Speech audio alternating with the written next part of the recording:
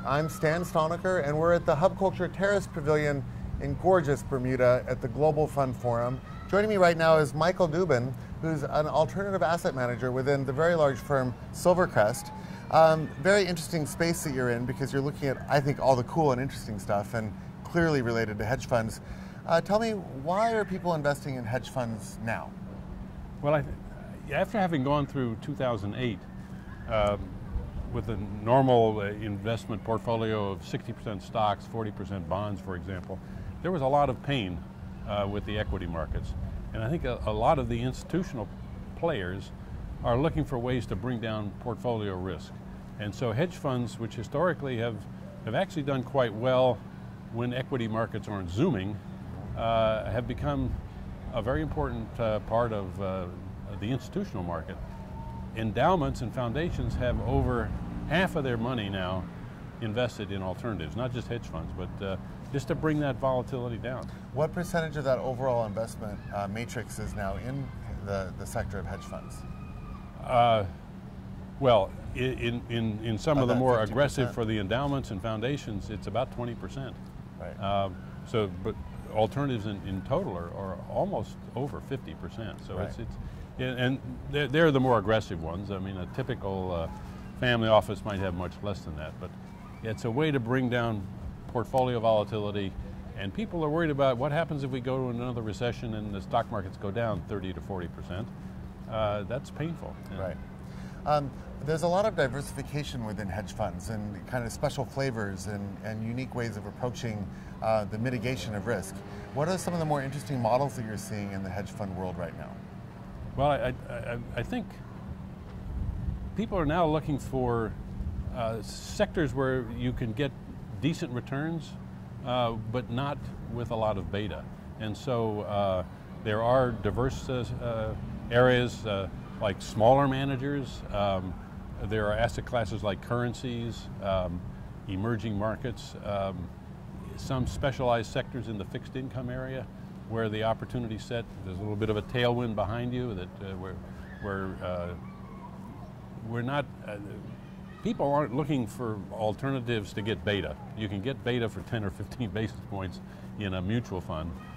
So you've got to have something that's more niche or more unique. And so looking at sort of a broad range of asset classes for good opportunity sets, and that's where these very bright guys that typically are doing well in hedge funds are finding opportunities. Right.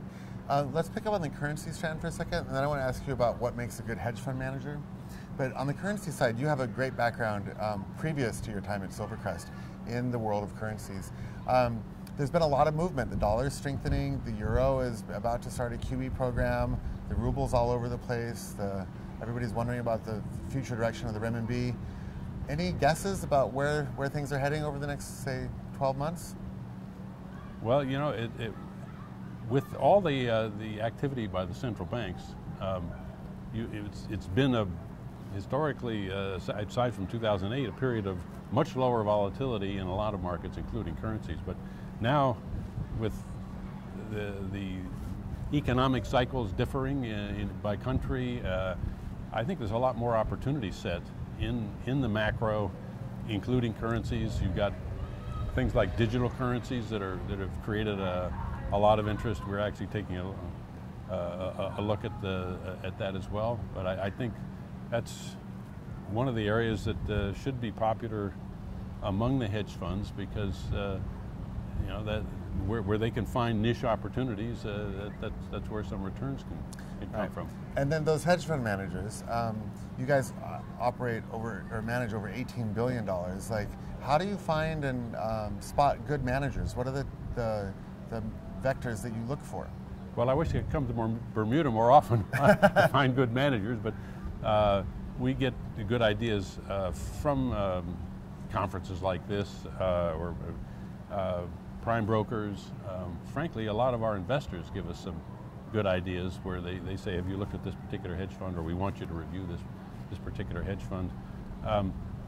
You know, in a way, it starts with looking for good people.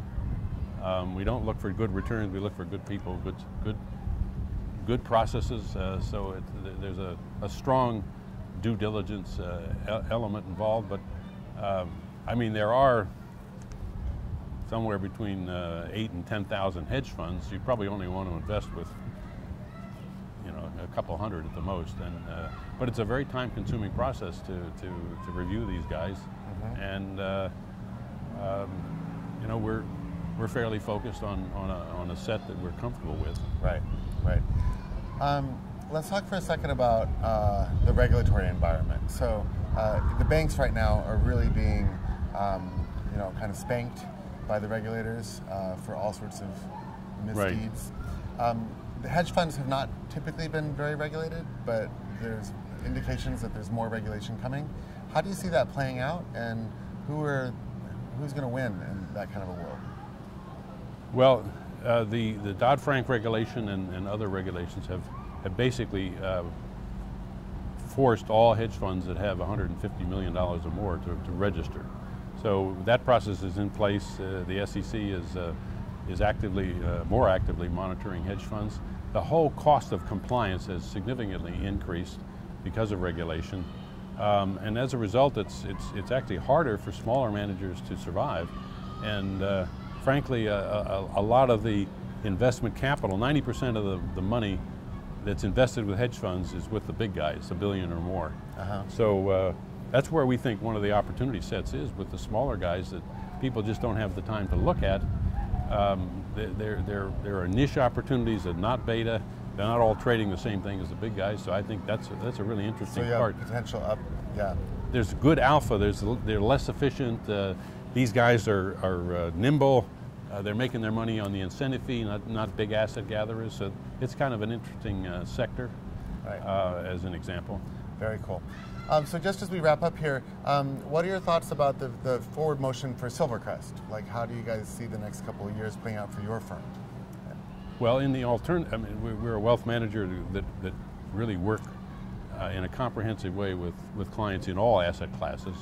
And in the alternatives area, we actually look very closely at the risks in all of the asset classes, not just alternatives, because it's important for clients to know where the risk is located, how big it is, and what kind of risk it could be, you know, under certain you know, unfortunate circumstances that might develop. Right. But I think we, like a number of other participants in alternatives, are finding clients want more customized work. So they want their own portfolios, they want more consulting rather than you know, going into, let's say, fund of funds. Mm-hmm. So as they become more educated about the need for alternatives, they realize they can't do it all in-house, and so groups like ours, other fund of funds, consultants, are getting into that space with backgrounds and giving advice. Got it. So, the world of hedge funds, alternative assets, and growth with Michael Dubin from Silvercrest. Thank you so much for joining us here in Bermuda, and hope to see you back here again soon. Good, and I'll get a good suntan out of this. Yeah, exactly.